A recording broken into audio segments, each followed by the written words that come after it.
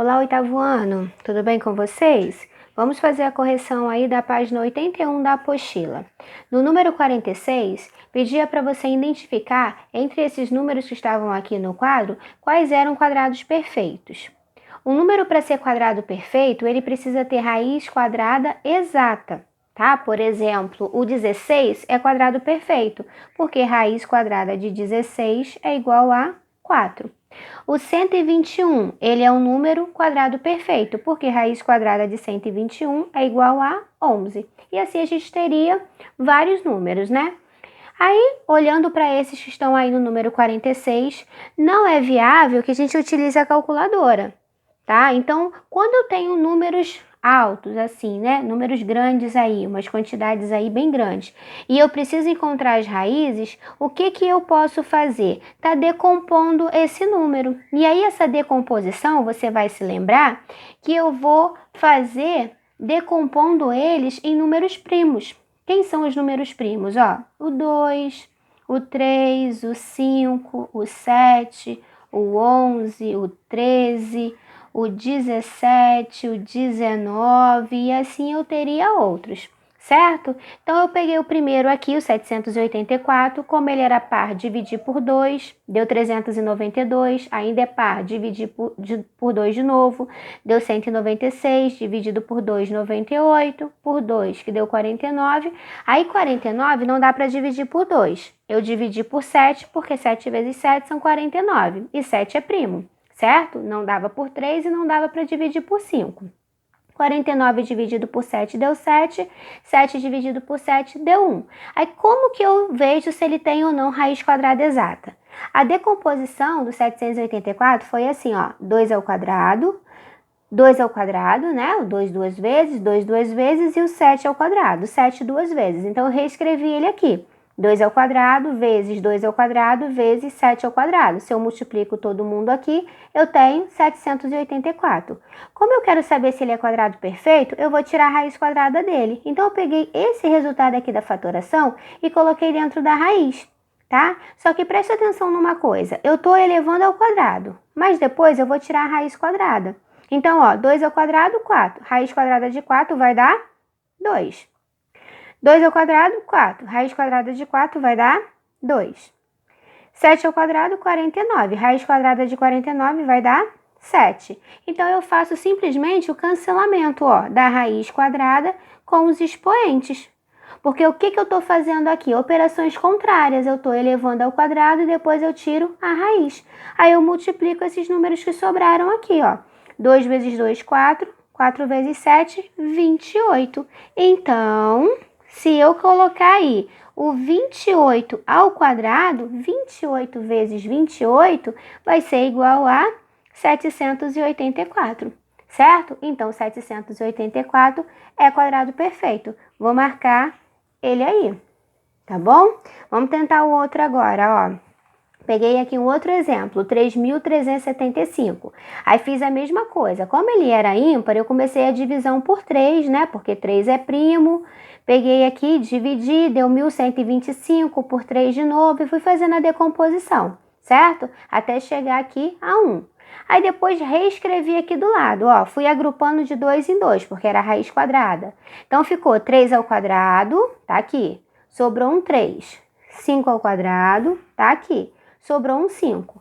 E aí, eu peguei esse resultado aqui da decomposição e coloquei dentro da raiz, porque eu tenho que tirar a raiz quadrada para ver se ele é quadrado perfeito. Mas lembre-se que aqui nós cancelamos, né? Aqui eu não posso fazer isso, ó. Eu até posso cancelar o 3 ao quadrado com a raiz, mas tá vendo que esse 3 aqui não está elevado ao quadrado? Então, ele vai ficar na raiz, ele não vai poder sair. Esse 5 ao quadrado eu até posso tirar de dentro da raiz, porque são operações contrárias.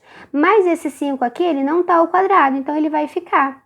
Então, olha o que vai acontecer. Não foram todos os números que saíram de dentro da raiz. Então, eu já posso concluir que o 3.375 não é quadrado perfeito, porque quando é quadrado perfeito, todos os valores aqui, ó, que estão como base, eles saem de dentro da raiz. Eles têm raiz quadrada.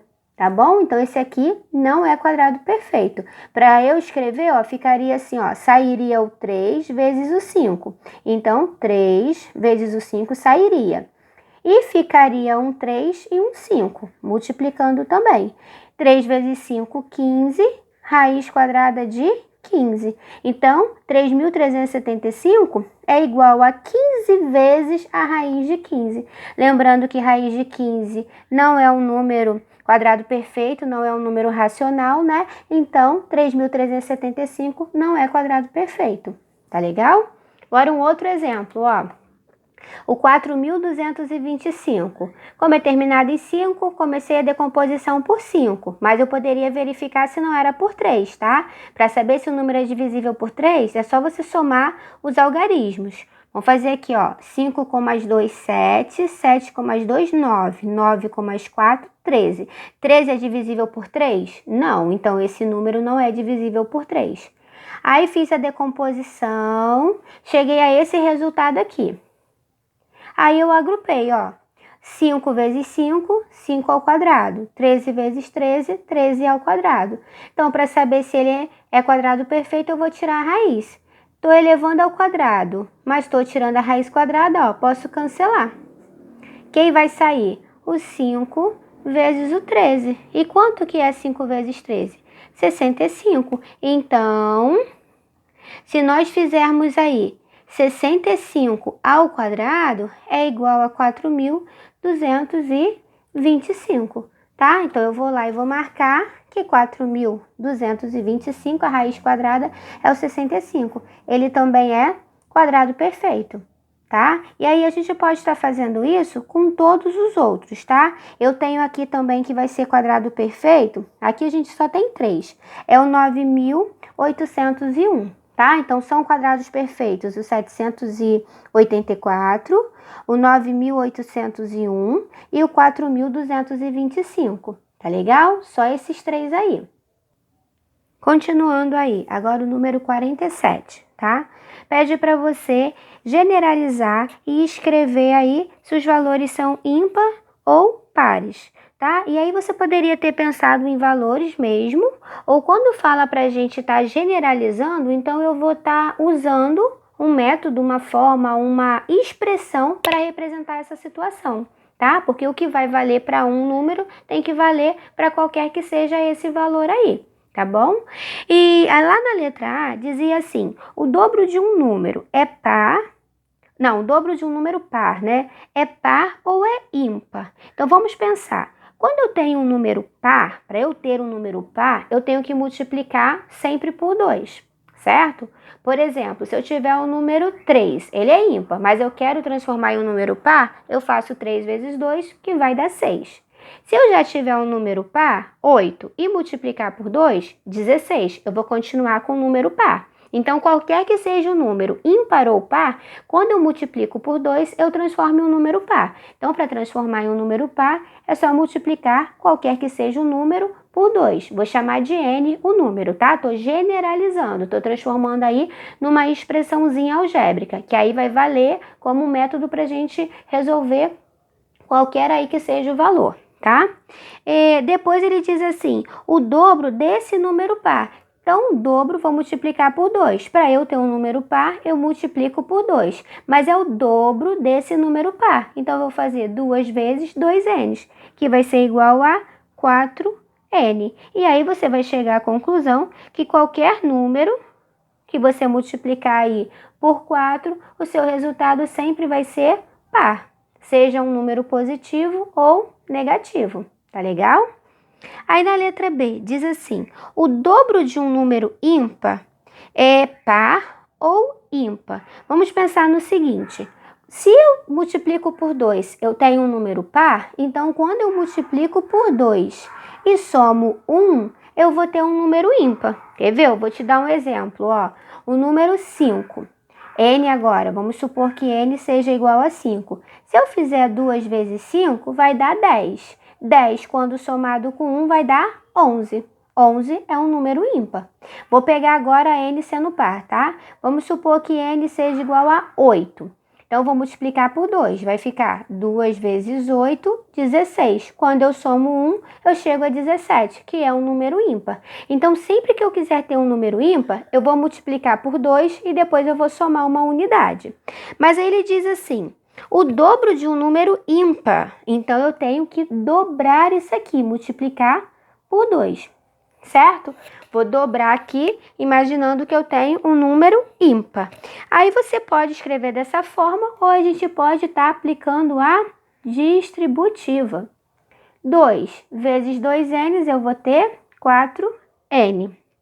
2 vezes 1, eu vou somar 2. Agora, vamos pensar comigo. Qualquer que seja o número, vamos fazer um teste aqui. 4 vezes 5. 4 vezes 5, 20. 20 com mais 2, 22. Vamos pensar agora sendo n um número par. 4 vezes 8, 36. Não, 32, desculpem. 4 vezes 8, 32. 32 com mais 2, 34. Também é um número par, não é? Então, eu vou dizer aqui que vai ser um número par. Tá legal? Letra C agora. O sucessor de um número par é par ou ímpar? Quer dizer, o que vem depois de um número par? Ah, quem vem depois do 4? 5. Quem vem depois do 6? 7. Quem vem depois do 10? 11. Então, eu sempre vou ter aí, depois de um número par, né? Quem sucede ele vai ser um número ímpar. E depois, a metade de um número par é sempre par? Vamos pensar. Metade de 6, 3, né? Metade de 10, 5. Metade de 12, 6. Tá vendo que algumas vezes resulta em um número par, mas também pode resultar em um número ímpar. Então, a gente vai colocar aqui nem sempre, né? Pode ser que o resultado seja par, mas pode ser que ele também seja ímpar. Número 48 agora, pede para você escrever aí, né, usando expressões algébricas. E ele te dá as variáveis, né, que deveria ter sido usada aí por você, tá bom? Então, se você usou qualquer letra, fique atento porque ele te fala aí se é para usar o X, se é para usar o Y, né? A única que não aparece isso é na letra B, que ele te dá uma afirmação e você pode usar qualquer letra para representar a situação. Tá? Então, expressões algébricas, nós vamos ter operações, né? E aí nós vamos ter letras aí junto com os coeficientes numéricos. Eu não tenho igualdade, né? A letra realmente ela é uma variável, porque de uma expressão para outra ela pode estar variando aí, né? E na letra A diz assim, o dobro de um número x mais a metade dele. O dobro a gente multiplica por 2, né? Qualquer que seja o número, quando eu quero saber o dobro, eu multiplico por 2. Então, se é o dobro do número x, vai ficar 2x, mais a metade dele. Quando eu quero calcular a metade, é só eu dividir por 2. Então, eu vou colocar aqui x dividido por 2. E acabou a conta, tá bom? Letra B. O fato de que, mudando-se a ordem dos fatores, o produto não se altera. Lembra quando vocês, em algum momento, né, lá nas propriedades da multiplicação, vocês já ouviram aí sobre essa propriedade, que fala que a ordem dos fatores não altera o produto, não altera o resultado. Por quê? Escrever 5 vezes 2... né? O resultado de 5 vezes 2 é o mesmo que 2 vezes 5, ó. Ordem dos fatores aqui. Na multiplicação, troquei a ordem dos números, mas o resultado é sempre o mesmo. Então, eu vou escrever aqui, ó, que o meu número x vezes o meu número que eu chamei de y, né? Ele vai ser igual, deixa eu botar um pontinho ali, mas quando tá coladinho sabe que é uma multiplicação, né? Ele vai ser igual à multiplicação do meu número que eu chamei de y pelo número que eu chamei de x. Então, x vezes y é igual a y vezes x. Tá legal? Letra C. A diferença entre o triplo do quadrado do número y. Triplo eu multiplico por 3. Quadrado eleva a 2 do número y. Como é uma diferença, a diferença a gente representa por uma subtração. E é uma diferença entre aí o dobro do seu cubo. O dobro do seu, quem é o número que a gente está falando? Ah, foi o que nós chamamos de y. O dobro do seu cubo. Então, y ao cubo. Na letra D, quociente. Quociente é uma divisão, tá? Divisão eu posso representar na forma de fração. O quociente do dobro do cubo do número inteiro que foi chamado de A. Então, vai ser o dobro de A ao cubo pelo sucessor de A. Toda vez que a gente quer saber o sucessor de um número, é só a gente somar uma unidade a ele. Por exemplo, sucessor de 9, 10. 9 mais 1, 10. Sucessor de 15, 16. E 15 mais 1, 16. Então, o sucessor do número que eu chamei de A vai ser sempre somar uma unidade a ele, tá?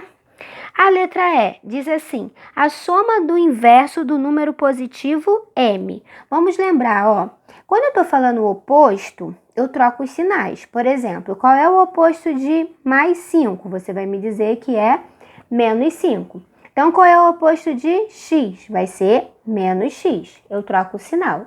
Agora, quando eu estou falando de inverso, eu tenho que inverter a posição aí dos números, tá? Então, se eu disser para você assim, qual é o inverso do número 5? Escrever 5 é a mesma coisa que escrever 5 sobre 1. O inverso dele, a gente inverte essa fração. O número que está embaixo vai para cima e o que está em cima vai para baixo. Então, o inverso de 5, que é 5 sobre 1, vai ser 1 sobre 5. Ó, outro exemplo. O inverso de 9, que pode ser escrito como 9 sobre 1. O inverso dele, você inverte a fração. Vai ficar 1 sobre 9, tá? Então, quando ele diz assim, qual é o inverso do número m? Escrever m é a mesma coisa que escrever m sobre 1. Então, o inverso dele vai ser 1 sobre m, tá? Eu inverti. E aí, ele fala que é a soma do inverso do número que foi chamado de m com a raiz quadrada desse mesmo número. Que número é esse? O m aí, tá? Lembrando que quando a gente fala o número m, né, nós sabemos que m é uma letra, mas que nesse momento aí a gente está falando de uma linguagem algébrica, então ele assume o lugar aí de um número, tá legal? E a letra F diz assim, o quadrado da diferença entre os números x e y. Diferença, uma subtração. X menos y. Mas não é o quadrado dessa diferença? Então, você eleva ao quadrado, tá? Confiram aí, verifiquem se está tudo correto mesmo, porque a apostila precisa estar completa e correta também com as atividades aí, já que nós temos a autocorreção. Tá legal?